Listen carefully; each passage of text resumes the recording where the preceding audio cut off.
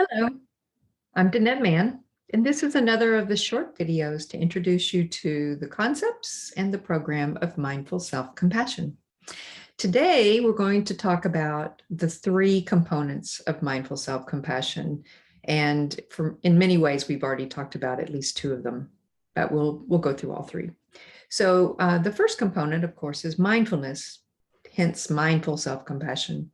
Mindfulness, as we've discussed, is paying attention to your experience through your senses, moment to moment, in the present moment, on purpose and without judging.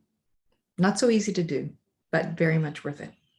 And it's because we are in a mindful state that we are able to notice when we have a moment of suffering. And we're just going to call suffering anything that feels bad, where we feel shame or embarrassment, hurt, sadness, sense of guilt, any of those and more would be moments when self-compassion would be helpful.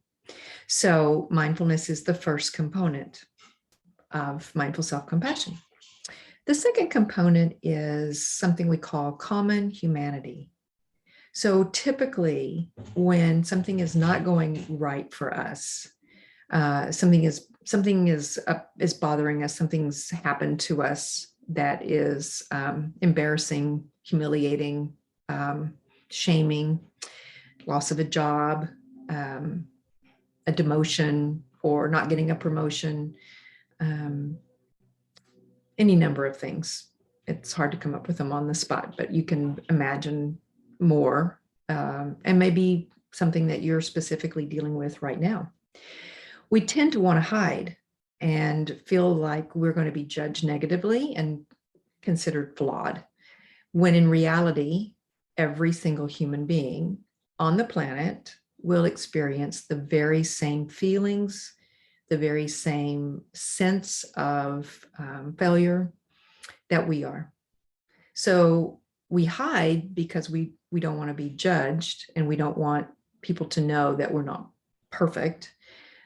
But when we can remember that everyone's going to go through what we're going through, it makes it easier for us to let go of the need to hide and to pretend that we're fine. And that allows us to do the third step and the third component of mindful self-compassion, and that is then to be kind to ourselves, which we talked about in some of the last videos. Being kind to ourselves is a way of taking care of ourselves the way we would take care of others that we care about. So these are the three components of mindful self-compassion. Fairly straightforward, still not easy to do, I will say that. And yet 8 weeks of practice has shown to be enough for people to see a difference. So not to be discouraged, okay?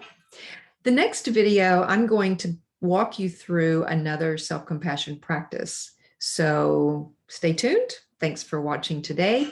And again, if you'd like to learn more about me or about mindful self-compassion, please go to my website, denettemann.com. Thanks. Have a great time. In the meantime, I will see you soon.